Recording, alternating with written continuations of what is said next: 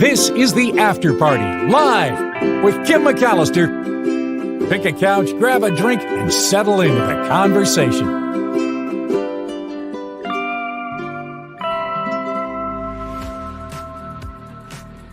Yeah, Friday on the After Party Live, and thank you for being here. A couple of great shows today. I'm really proud to be part of all of this that we're doing here on YouTube, and I'm so thankful for you guys being here as well. Huge thank you right off the bat. Cindy throwing down $10. Love your animal and science stories, plus Tim Sika. Thank you. Well, you're going to love today's show then, Cindy, because it's a lot of that. So thank you so much for contributing to the After Party Live. Really couldn't do it without you. And thank you. Okay. I have to get right into it after a couple comments because we don't have a lot of time today before Tim Sika joins us in about 8 minutes, and there's some stories that I wanted to throw your way. Susan says it's still hot in Santa Rosa, better than the last few days. Yeah, it's been really hot in the North Bay. That's definitely true. Okay. Let's go. Thank you for subscribing. Thank you for clicking the like button. And thank you for spending your time here on the After Party. Let's talk about drivers. There's a story about the riskiest and the safest drivers in America. They've ranked them by state. And I think this is a little interesting. Did you know the safest drivers in America are in Honolulu, Hawaii? Yes, they are. Pretty good. As a matter of fact, safest drivers by behavior, overall best drivers for safety, Honolulu. People that hard brake the least, Honolulu. People that drive at high speed the least. So these are the fewest number of speeders, Honolulu. The people that handle their phones the least. This is a bit surprising. San Jose, California, the mecca of technology. They realize they got to put the phones down. So those are the cities, the states with the highest safety ratings. Riskiest drivers by behavior. Overall, riskiest drivers are in Albuquerque, New Mexico. Uh-oh. Watch your back if you're driving through Albuquerque. That's not good. Next one, Port St. Lucie in Florida. They have the distinction of hard braking the most. So watch what's going on. Leave a lot of space in front of you in Port St. Lucie, Florida. They'll slap on the brakes a lot. Rather, they'll drive at high speed the most. I mixed it up. They'll drive at high speed the most in Port St. Lucie, Florida. Where you have to leave extra room is in Bakersfield, California. They hard brake the most. And the people that handle their phones the most are in Providence, Rhode Island. So there you have it. That's the rankings done by DriveWise. It's an insurance company. They used an anonymized data from their DriveWise app to measure the risky driving behavior, specifically using your phone while behind the wheel, driving at the high speeds, the hard braking. They ranked 100 of the nation's most populated areas. So, behind Honolulu, the top of all states list included Minneapolis, Seattle, Portland, Oregon, and Virginia Beach. At the bottom, we saw Albuquerque, joined by Baton Rouge, Louisiana, Murrieta, Temecula, Menifee, California, Fresno, California, and Stockton, California. So, all right. We have been warned. Yes, we have. Let's take a look at this story because I had it yesterday and I didn't get a chance to share it with you. But it's about super hormones from breastfeeding. And I know not everyone among us has given birth to a child, but if you have, something to crow about, you could say: super strong bones, healing blood, and different brains. Motherhood changes bodies forever. We kind of knew that. I mean, just, bone-wise, right? And I kind of had a feeling that you weren't the same afterward. Their biologists have revealed a new hormone protects bone density during breastfeeding. They did this research at the UC San Francisco and UC Davis. And they say this hormone CCN3 works by blocking certain oestrogen receptors in the brain and leads to huge increases in bone mass. This hormone, CCN3, even healed elderly bones faster when it was applied as a patch, suggesting this hormone could help with diseases like osteoporosis, which women are most at risk for after menopause. One of the remarkable things they discovered about this hormone, if they hadn't been studying female mice, they said they would have completely missed out on this finding, which is important, they say, to look at both male and female animals across the lifespan to get a full understanding of biology. Elsewhere in the body, powerful changes in women's brains and healing power in mother's blood being revealed as well. A woman's brain drastically changes shape during pregnancy. Did you know that? Pregnancy brain is a real thing. Never fully goes back to the way it was before. The changes in a woman's brain are so significant that researchers say they recently found they could correctly tell if a woman was pregnant 100% of the time just by looking at the shape of her brain in an MRI scan or CT scan. Yeah. So interesting. They say that the changes in a woman's brain during pregnancy are the most powerful changes one researcher has seen in her whole neuroscience career. So it's really interesting. She said, I'm going to try to interact with this, and then you learn all the maternal behaviors. It's crazy. Wow. Blood. As well as drastically changing mothers' brains, babies also change their mother's blood forever. By the time a woman is 6 weeks pregnant, an expectant mother will have her child's blood cells running through her veins. Back then, in 1996, when this was discovered, they found women who had given birth to boys up to 27 years later still had their son's cells circulating in their blood. And now, scientists are just discovering that those cells are across the body. They had a study from the University of Jaén in Spain confirming the cells are present in mothers' hearts. Yeah, they've also been observed in areas that need healing, like a diseased organ or scar tissue, suggesting the cells could help the healing process in mothers and their children long after they've left the womb. And even if a woman miscarries, she still carries her child's blood within her for years. How do you like that? Love that story. So interesting, the way it changes us forever. Okay, I wanted to get to this story before we have to move on, and I need to show you some video. There's a Longhorn cattle, Longhorn, Texas Longhorn, that managed to escape, used its horns to unlatch an area in this truck that it was riding in, this trailer, and went on the loose. And here's the video. Pretty wild. So take a look at this. This animal, the cause of a significant delay in traffic in northern York County today.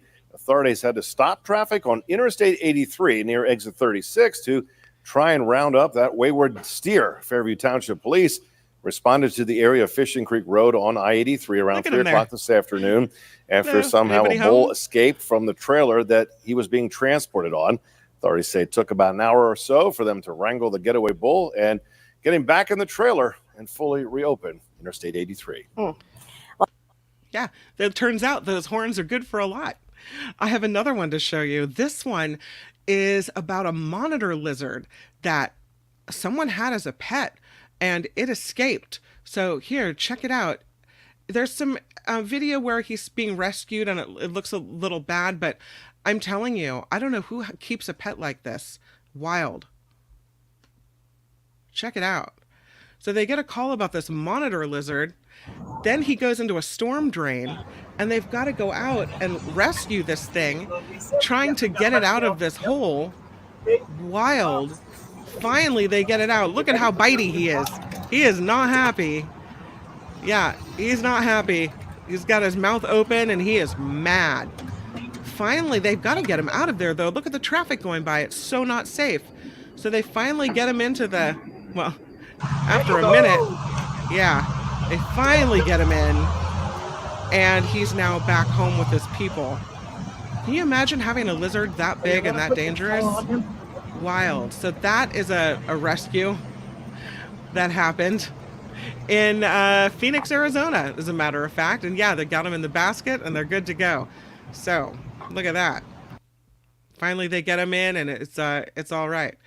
One last story that I wanted to bring you before we get to Tim Sika, and this is the story about the fake Picassos. Have you heard about this one? This is a museum where there was an idea by the curator. She was having some drinks with some friends, and they said, wouldn't it be funny if the most expensive artwork, the most valuable artwork, was in the women's restroom, in the ladies' lounge? And so they decided to actually do this. The American curator and artist Krisha Cashel, who's married to the owner of Tasmania's Museum of Old and New Art in Australia, they call it MONA for short, admitted in a blog post this week she produced 3 fake Picassos which had previously hung in the museum's ladies' lounge. She called it an installation exploring misogyny. In 2020, the Ladies' Lounge made headlines as the female-only space displaying at the time what were presented to be original Picassos once owned by Cashel's great-grandmother. They weren't. There was a man who complained about being barred from seeing these Picassos. They're relocated to the female restroom, and he was upset. So she finally has to come out and say, this is not true. She titled her blog post, "Art is Not Truth," and she painted the works in secret with the help of her manicurist's niece, and claimed even gallery staff were fooled, thinking they were Picassos, but they really weren't Picassos. She said she decided to forge these paintings after joking about the idea over drinks with a friend because she wanted them to match the space in the color scheme. There are green silk curtains in the ladies' lounge, and she wanted them all to match. She said, I knew a number of Picasso paintings I could borrow from friends. That must be nice. But none of them were green, and I wished for the lounge to be monochrome. I also had a time working against me, not to mention the cost of insuring a Picasso. Exorbitant, she wrote. So she said, women have been pulling him, Picasso, apart lately, questioning his supremacy. They question my selection of his art, and I like that, she said. I like that a misogynist would dominate the walls of the ladies' lounge. But we just now we just learn the Picassos aren't real at all. She said, 3 years ago, I fantasized there would be a scandal, fake Picassos exposed, art fraud. I imagined that a Picasso scholar, or maybe just a Picasso fan, or maybe just someone who Googles things, would visit the ladies' lounge and see the paintings upside down and expose me on social media. She said, I'm relieved, I have to tell you, because now we can revel together in this madness, assuming you still want to speak to me.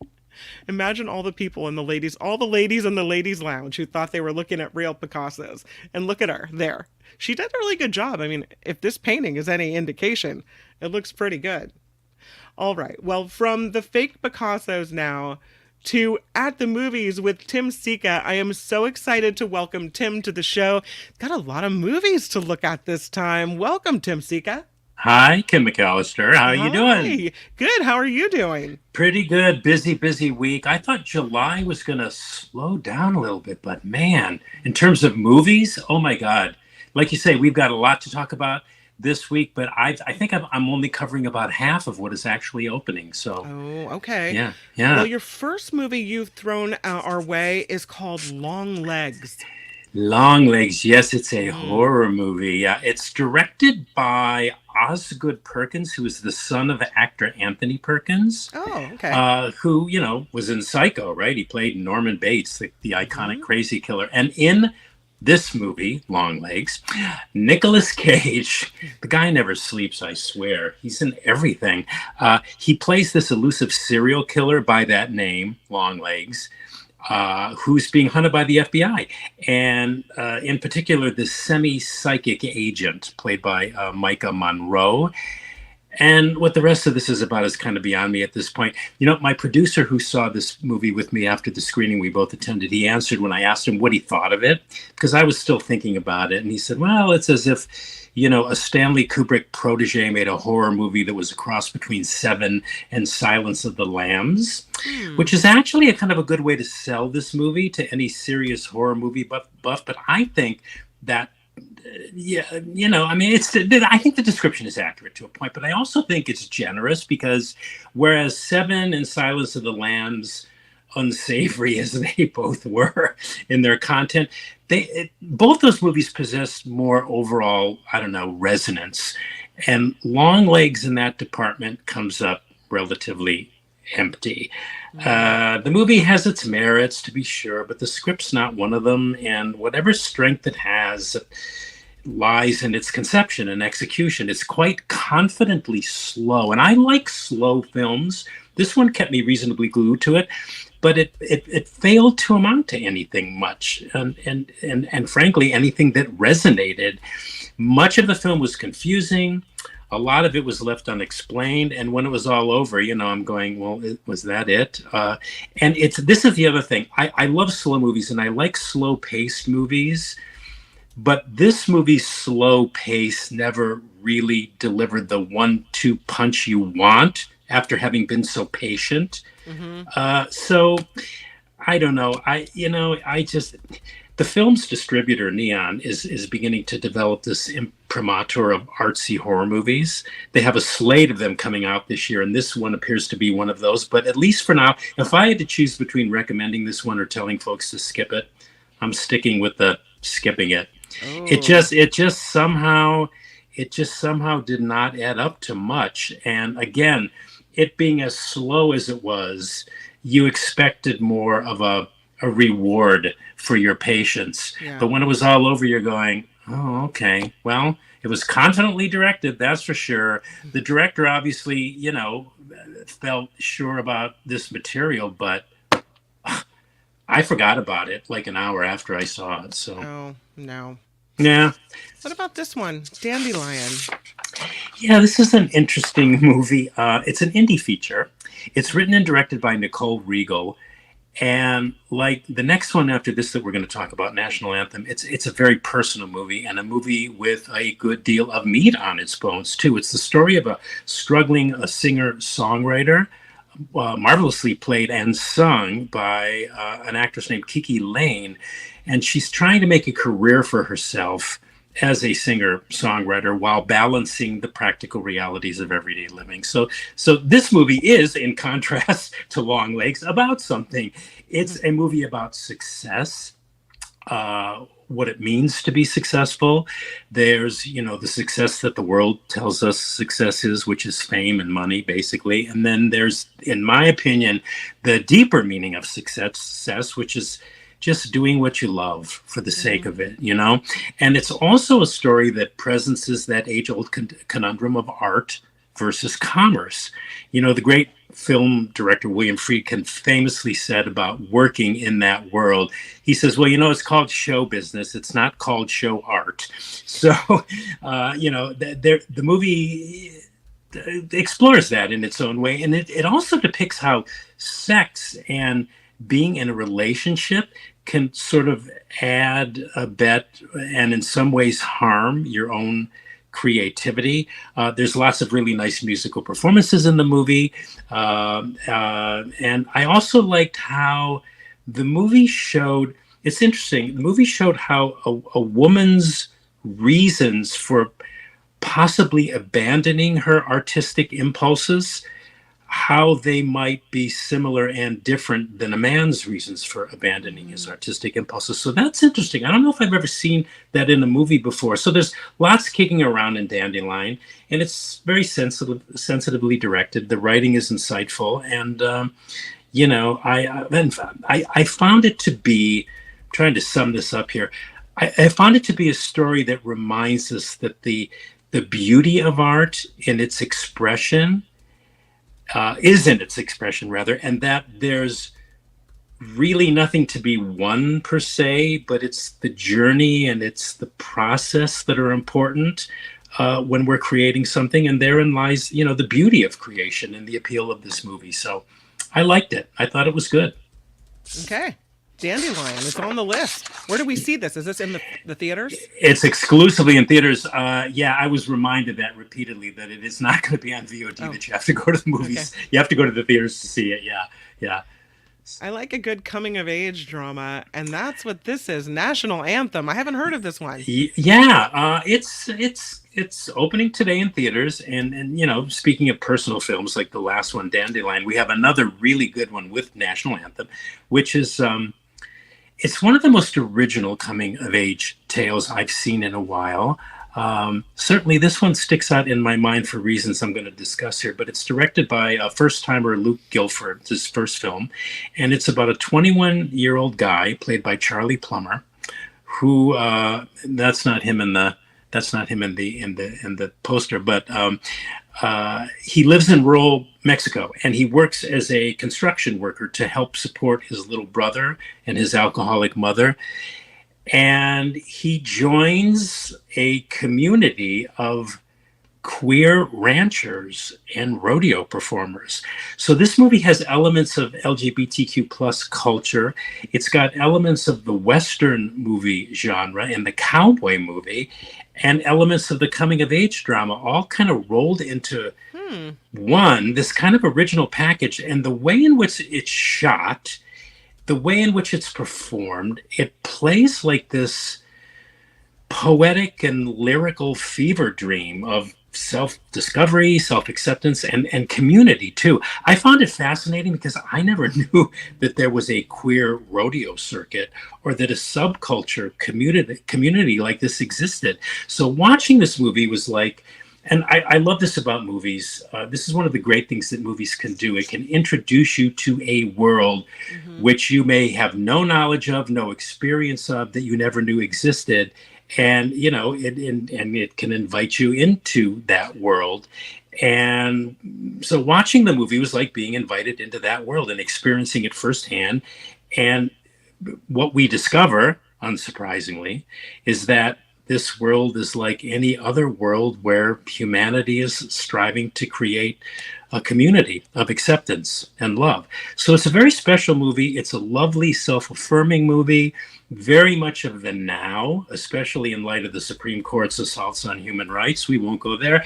And while watching it, the thought, because I love movies and I love classic movies, the thought crossed my mind that this could very well have been the kind of Western the great John Ford might have made had he been living today and attuned to the sexual and human rights zeitgeist of now. So I recommend it. It's called National Anthem, and it's a winner. Very different, but very, very good, and very, very affecting, very emotional too. In wide release in theaters? Yes. Okay. This next one is, I don't know if I want to see this one. I'll see what you have to say. Is Sorry Not Sorry. Yeah. We've got 3 documentaries on the table this week to talk about, all of them worth checking out for lots of good reasons. But this is the first one, Sorry Not Sorry. And it is a documentary. I think I know where you're coming from. It's a documentary about comedian Louis C.K., which briefly goes into why he's considered such a great comedian, but its focus is on the sexual misconduct allegations that were made against him by a number of women, which added lots of fuel to the Me Too movement. This happened, it's been it was 2017. So do the math. How many years ago? 7 years ago that happened. And it examines why he was able to get away with what he was doing for so long. He liked to, this is public knowledge, but he liked to masturbate in front of women. Yeah. It examines how he was able to successfully return to comedy soon afterwards, despite these allegations. And lastly, it looks into the effects that his return to comedy have had on those women who've come forward. And it's to me, this is a terrific analysis of all of the factors surrounding Louis C.K., his art, the controversy surrounding him, and the current culture in which we live, one which tends to still paint women, the victims, in a bad light, and a culture whose priority and bottom line is the friggin' almighty dollar. And this movie effectively and provocatively does all of this by some fascinating on-camera interviews by some of these women who accused him, who, even though they were not raped or physically mishandled by CK, never really ever consented to having him masturbate in front of them. They interview colleagues of the comedian, some of whom say, what's the big deal? But others who are asking, well, then where the hell do you draw the line with this kind of thing? So it's a fascinating documentary. It's rich, it's fair, it's deeply provocative. And you can see it on VOD. It's via a number of different streaming services like YouTube and Apple TV and Google Play and Amazon Prime. There may be others, but it's a really good documentary. I love how fair it is, and yet, I mean, the conclusions that I came to, and I don't really want to go into this because it's very political, but the conclusions I came to, I think, were the same ones as the two women whose names escape me at the moment. They were the same conclusions that the women who directed this movie came to as well. You recommend this? I really, really do. Okay. Yeah. Why don't you want to see it? Because it icks me out. The whole thing icks me out. That's why. Yeah. It's one of these things where, and I understand wanting to learn more about something. Yeah. And be, educate yourself on the, what happened there. But if I have a choice, fair enough. Escaping into a story, there you go. Looking at the ick, I see enough ick with the news every day. I'm just gonna bypass the ick and go straight to the good stuff. Yeah, you probably. I mean, I think on Nikki's show, you guys, I don't know, or maybe on KGO. I know this subject has come up so much on radio and on talk radio and stuff. So there may be not anything in here that you do not already know. But I love the way they had put it all together and consolidated. And it was about something, and it reinvites conversation on this issue, which I think we really need to talk more about because, like you say, it's ick. Yeah. I'm not gonna argue with her on that point. Yeah, it is a lot of ick. It's 90 minutes of ick. But it's a good movie. Yeah. No more wire hangers. Oh yeah. Faye, yeah. Another documentary about the life and career of actress Faye Dunaway. Yeah, no more wire hangers. I used to say that to my mom just to try to get a rise out of her. I bet. And did it get a rise out of her? I bet it did. Yeah.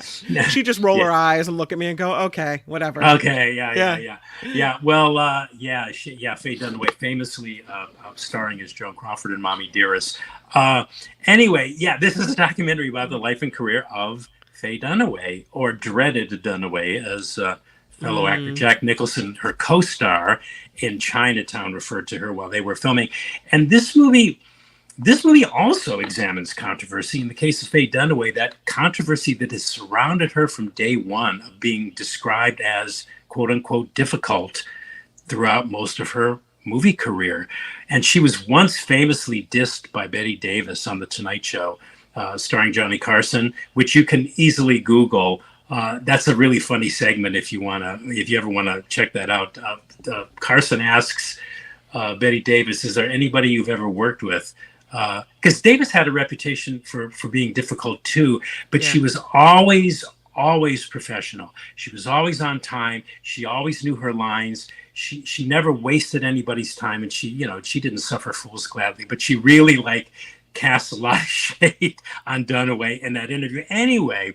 And there's numerous other examples of that Bette Davis incident recalled on camera by interviewees in this movie like Howard Koch and others who've worked with her over the years.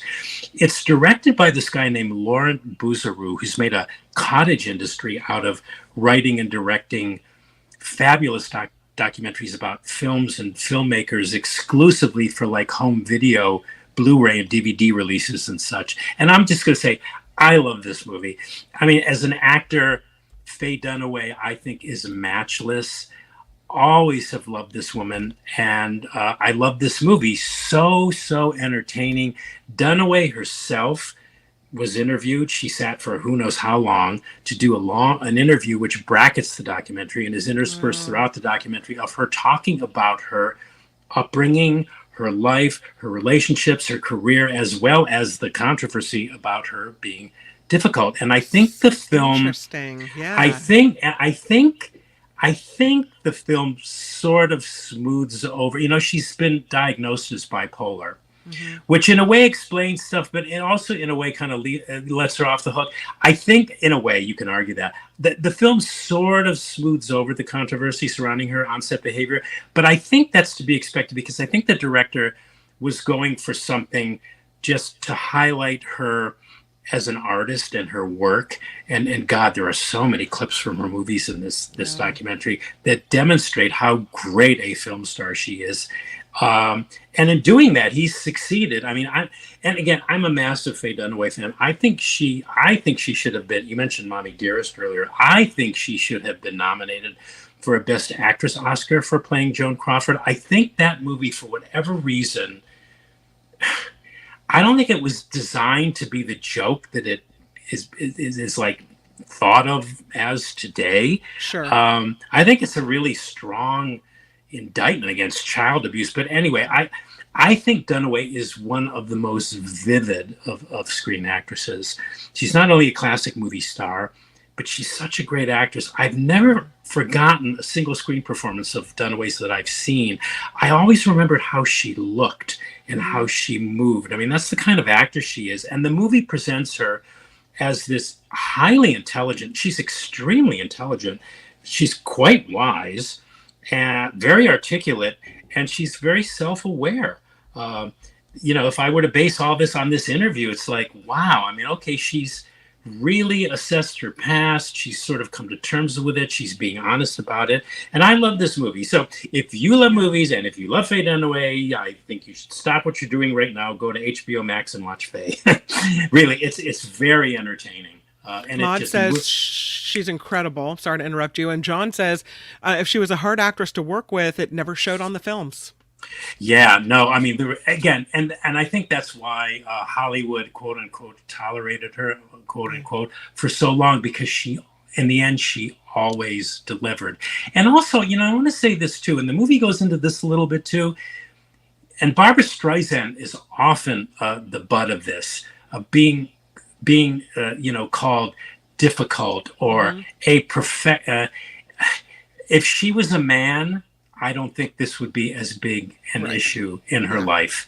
But because she's a woman, and Streisand has experienced this over and over, a man is a perfectionist, a woman is a bitch. Totally. A man is a perfectionist, a woman is difficult. Oh, it's not fair. It's not fair. No. But there's a difference between, as you mentioned, Betty Davis, who you could say was a perfectionist or wanted to get it right and always showed up and was, had her A game on, and someone who just didn't show up to, the set or, demanded green M&Ms in her room. Like, there's a difference in what you call difficult to work with. And difficult to work with, to me, isn't someone who demands, your best performance. Yeah, right. I agree with you completely. Well, there have been some stories of her. The thing about Betty Davis saying that against her was based on a movie they had made together. There was a scene that had a lot of extras in it. I think it was a TV movie about Amy Simple McPherson. And Davis was playing her mother. Dunaway was playing McPherson. But she kept people waiting on the set, and she wasn't showing up, and there was a famous thing in Chinatown where after every take she had to have Blistex, applied to her lips, which drove everybody crazy. I don't know. It's open for interpretation, but I love this movie. It's so funny too because I've done a ton of celebrity interviews in my so-called career. And I used to say, people would say, how do you get these people? And I would just say, well, I just ask them. And they generally say yes. But I said, the only two people that have declined were film composer Jerry Goldsmith and Faye Dunaway. Oh. And it's interesting. Well, I don't know why, but there's an incident in this movie that Howard Koch recounts, and he said he called her. She was in Chinatown. He was the assistant director. He said, "Hello, Miss Dunaway. I'm just calling to let you know I'm the assistant AD, and blah blah blah. And I just want you to know, we're all ready for you, and blah blah blah. And is there anything you need?" And she says to him, she says, "Are you a Sagittarius?" And he goes, "Yeah." And she goes, We're never going to get along." And so, so I thought, oh, maybe she sensed on some level or read that I was a Sagittarius, which is why she didn't want to come on the show. Anyway. So funny. Yeah, so funny. Anyway. SJ Lola says, no one would make a documentary about a difficult male actor. I don't know. Yeah. Although there have been a lot of talk about difficult male actors like Wesley Snipes. According to Mars, Wesley Snipes in Blade refused to open his eyes in a coffin scene, and they had to CGI his eyes in. I didn't know that. Oh boy. Yeah, well, and of course that adds extra money to the budget that was not in the budget originally. Yeah. Hollywood's a crazy place. I mean, telling you. I can see it from both sides. And actors have to. It's hard for actors, to be fair. I mean, they gotta bare their souls to people. They're criticized for emoting in front of people. I don't know. It's a complicated issue. It's not cut and dried, in other words. So the Fae is on HBO Max? Yes. Max. It's Max. Yeah, I guess it's just called Max. Yeah. So the movie that you will end with is a movie that Nikki Maduro saw a couple of days ago. And she has been going on and on about it. She says we all must see this movie. Oh, she's absolutely right, Nikki. Great minds are thinking alike here. Our last movie of the week, also a documentary, ending on a bang instead of a whimper, to invert T.S. Eliot here. Bad Faith is this incendiary document which everyone with an earshot should see before they cast their presidential 2024 election ballot this year. It's an incendiary, detailed, thorough, and brilliant documentary on Christian nationalism and the inroads that this movement has made into our democratic way of life and our government. Now, I don't know. I don't want to assume. I'm assuming a lot of people that tune into your show know what Christian nationalism is, but I just want to. It's defined as this political movement that believes that America was founded as a Christian nation, privileging Christianity over all other faiths, right? And they masquerade as a religion, and they're an ideology that exploits scripture and sacred symbols to achieve extremist objectives. That's basically what Christian nationalism is. Kim, I took so many notes when I saw this. The last thing I want to do here is bog the listener down. So suffice it to say that I'm pretty politically aware, and I keep up on current political news, but I learned stuff watching this that not only blew my mind and made my toes curl, if that's even possible anymore, given today's noise-based media, but that also gave me a really fair and honest understanding of not only how this movement began in terms of history, but what it's accomplished so far, what its stated goals are, and where this group is very close to heading. I mean, they're within arm's length of taking over the country. And what was so brilliant about it was that its history was so thorough, its interviewees so clear and knowledgeable, that you go away, I went away anyway, with this deeper understanding of what's going on right now. As I speak these words with not only the leaders of the movement, but also its followers, which in one sense actually calmed me down in the sense that, whenever I understand the dynamic of any situation and it makes sense to me, it makes logical sense, it takes a lot of the negative energy off of that situation, because the understanding for me per se mitigates the negativity, in other words. So it calmed me down in that sense, but at the same time made me quiver with dread and fear for what might happen in this country. And really, I am not an extremist by any stretch of the imagination, but what might happen in this country if Joe Biden fails to win a second term? Let's just leave it at that. So I just want to say, watch this movie folks and listeners and watchers of the After Party Live. It's called Bad Faith. I cannot recommend it enough. It is free on Tubi, so there's no excuse, people. Really. Stop, if you can, stop what you're doing after the show today and watch it. Just go on Tubi. It's on the website and it's free. I think there's 1 or 2 or 3 commercials, but who cares? It's free. Yeah, and you'll learn a lot. You can also buy it for $1 on Prime as well. So you can't. Probably if you wanted to skip the commercials. Wow, it's only $1. See, they really want to get this out there, and and whatever. We won't talk about Project 2025. Anyway, this is so scary. This is scary to me. In this movie, do they offer any, other than going to the ballot box and casting your vote? Do they offer any type of thing for people to do, of action for us to take to make sure this disaster doesn't happen? I think this movie is so strong in the way it documents what's going on that I think even people, I could be wrong. You asked if they offered anything other than to vote. I think they're banking on people seeing this, and then maybe even those that are on the fence or just not fully awake, I think they're expecting them to go, oh, wow. Oh, geez. Because it's the leaders that are so frigging corrupt and so power hungry. And the people, I mean, you can see that a lot of these people involved, they're really good people, but they're just being led astray. And because of the conditions in which they're living and the information that they're getting and how they're being manipulated. I mean, like I say, it calmed me down in that I wanted to just always shake those people and say, damn it, what's wrong with you? Sure. But I didn't feel that after this. I thought my anger and my rage and my just being appalled is now just being directed towards the people behind this movement who really need to be stopped, really. It's crazy to me that they want to make Christianity this national religion of the country and cram it down our throats. And they don't either care or realize that this country was founded with a principle of freedom of religion. Well, and I should be able to be and worship whatever I want to worship, as long as it's not hurting anyone else. Right. Yeah, church and state, right? Yeah, I know. But, the film goes into that, too. And it's really all about power for these people.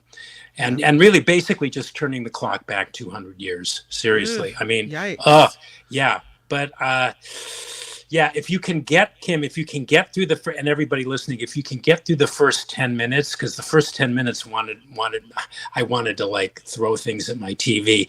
If you can get through the first 10 minutes, because it's awful. And you have to relive all this nonsense. The stuff that comes after that is really, really strong and really good. Anyway, oh my God, I'm really past my time this week. No, it's my fault because I went to a little bit late. But let's recap quickly. You have Long Legs. You said it has its merits. It's not the best script. Failed to amount to much. There's a lot of confusion and not a lot left. A lot was left unexplained. And you said it's slow paced, never paid off. You want people to Skip it.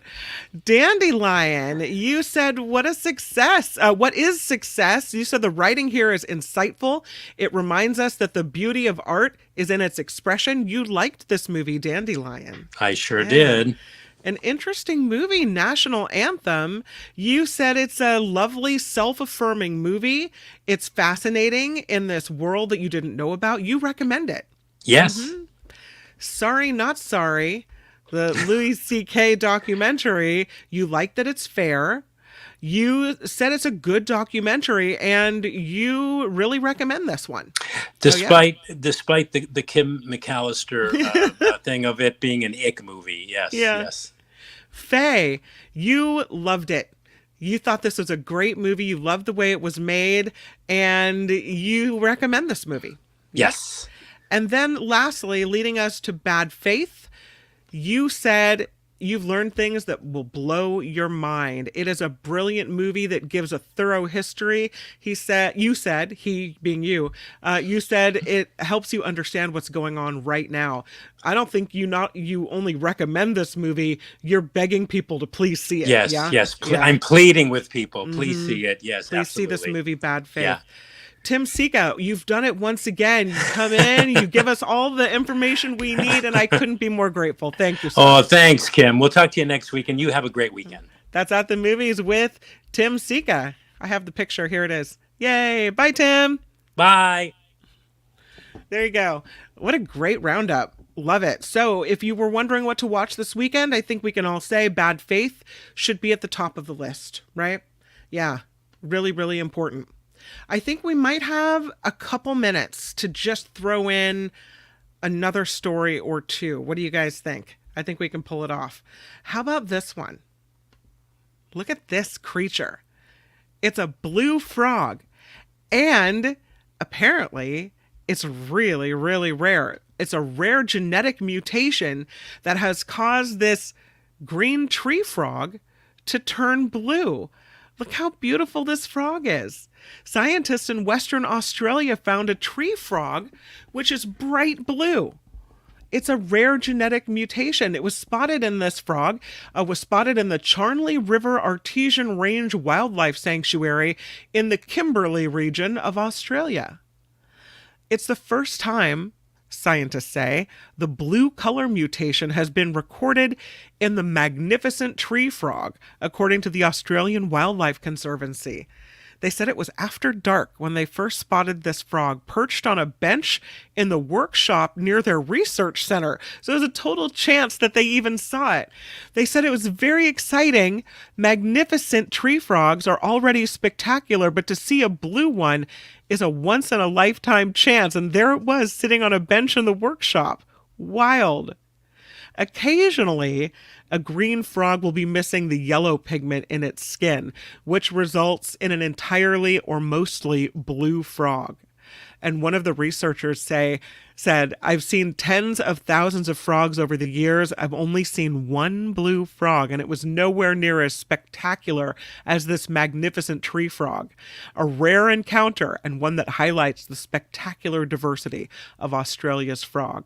So the tree frog, or Latoria splendida, is only found in northern Kimberley in Australia and nearby parts of Australia's Northern Territory. It's about 4.7 inches long. That's how large it will grow, making it one of the largest species of amphibians in that country. And it's one of a number of pretty interesting creatures around that area. They're not found anywhere else. And they say the great thing about working in the Kimberley area, you never know what rare wildlife you're going to see each day on the bench, in the workshop. Check him out. He looks like he has a little green hat on. A little green hat.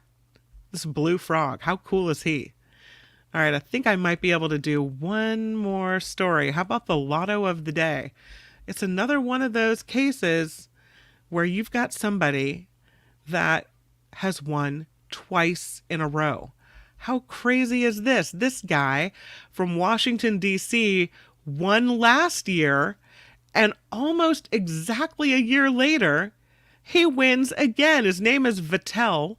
He bought his DC-5 ticket from Jocelyn's Market, and he ends up winning $25,000 in the drawing. He said, I was in shock because previously he won $25,000 in June of 2023 in the DC-5 drawing, bought his ticket for that drawing at the 7-Eleven, 5 miles away from where he bought this one. He said he plans to use his prize money to buy some land.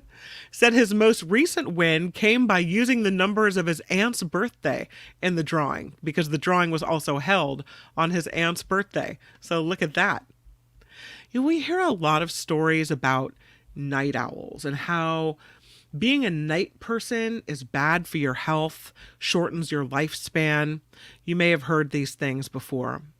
But there's another study that I think is important, especially to kind of alleviate that. Not that working nights is not bad for some people. For some people that don't like that effect on their life and their sleep and everything else, it's wrong. It's not good for you.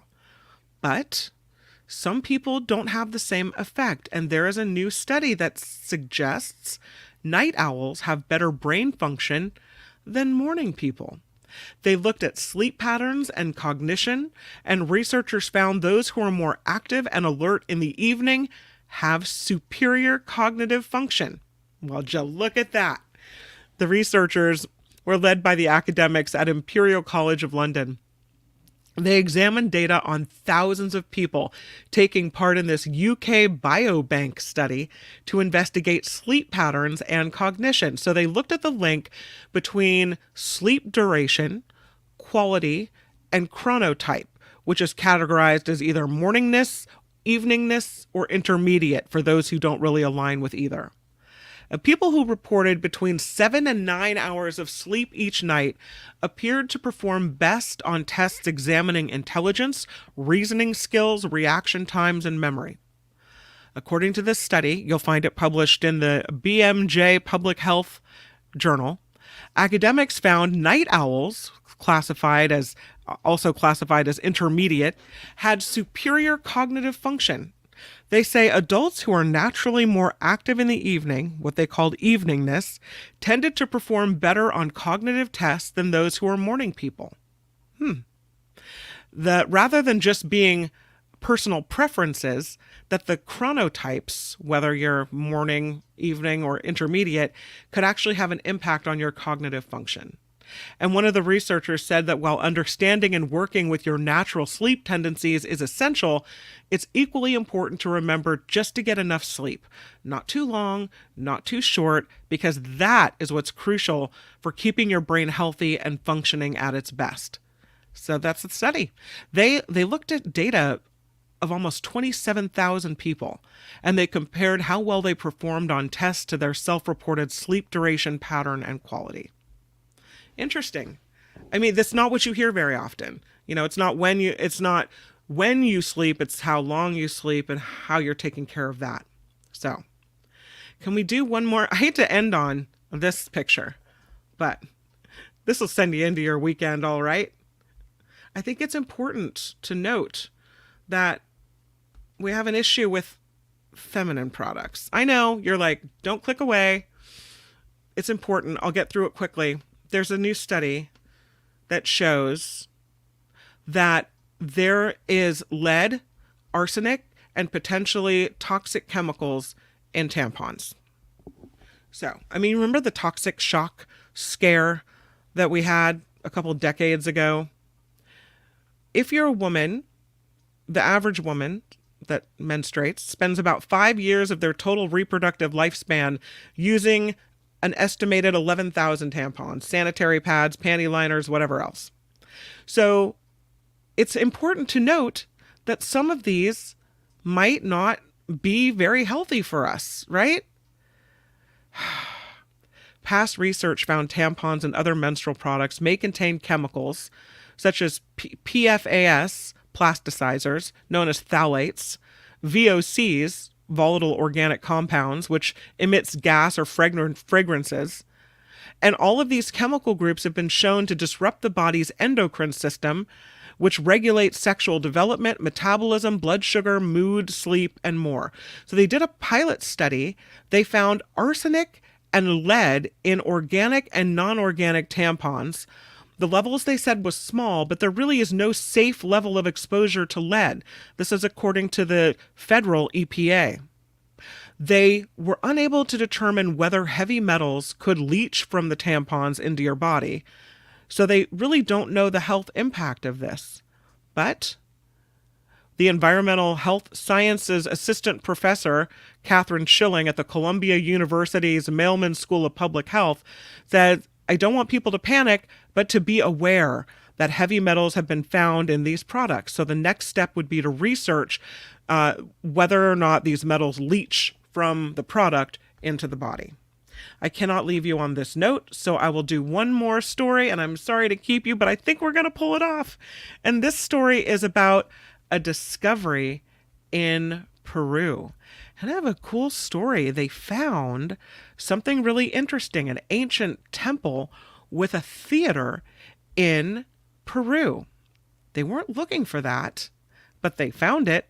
Archaeologists unearthed the remains of what they believe are a 4,000-year-old temple and theater, shining a new light on the origins of complex religions in that region. They started looking at the archaeological site of La Otra Banda Cerro Las Animas last year. The government alerted them to looting that had been taking place in this area. They excavated this plot about 33 feet long and 33 feet wide, finding signs of ancient walls made of mud and clay at just 6 feet deep. The researcher said it was surprising these ancient structures were so close to the modern surface. Really surprising. And so they dug deeper and deeper still. And archaeologists say they found one section of this large temple, one of the most exciting finds, a small theater, even with a backstage area and leading to this stage-like platform. So interesting. So this is what it looks like. So here's part of it. You can see the carvings there. But look at the larger area. Really cool. I'm just going to get this picture up to show you this really quickly. It's cool. And imagine this is all sitting there just under the surface that they've been able to uncover. Look at that. So the backstage leads to the stage, and there it all is. They think it could have been used to perform ritual performances in front of a select audience. I don't know how they know that. But one of the theater staircases had these mud panels with this elaborate carved design of a mythological bird-like creature. So they think this figure resembled other images similar that were dated to the period 2000 to 900 BC, which gives them some clues as to when it was built. And here you can see that mythological bird-like figure. Interesting. Who knows when you go digging what you're going to find. The initial period is important because it's when they said they first start to see evidence of an institutionalized religion in Peru. And it tells us about the early origins of religion. Now, they say they still know very little about how and under which circumstances complex belief systems emerged in the Andes. And now they say they have evidence about some of the earliest religious spaces that people were creating in this part of the world. They don't know what the people called themselves or how other people referred to them. All they know, they say, comes from what they created, their houses, their temples, and their funerary gods. The people there created complex religious systems and perceptions about their cosmos, with religion being an important aspect of the emergence of political authority. So, there you go. And with that, we are finished with the After Party Live for this Friday. Some people to thank definitely so much. I really appreciate Cindy coming in with $10 and a really nice comment. Angel in the Bay Area, loving the shorts, love the show. I'm so glad you love the shorts, and thank you, Angel, for mentioning that, because it's a great way to get more people to subscribe and to grow this show. And with that, I'm able to do more and more of it. So thank you. Luis throwing down $5. Love the after party, the all fun zone, except for the tampons, right? It's okay. But thank you, Luis. I appreciate the contribution and the comment as well. And Doug with a $5 super sticker. Huge, huge thank you. You guys definitely have my back and take care of me. So thank you very much for that. Really appreciate it. You can also find the PayPal link in the show description and in the About tab on YouTube. I hope you guys have a really good weekend. Stay cool. Make it a really good one. And I'll see you right back here on Monday here on YouTube, on the Nikki Maduro Show, on the Mark Thompson Show, and right here on the After Party Live. Thanks, everybody. Have a really good one. The After Party Live would like to thank the following contributors and viewers like you.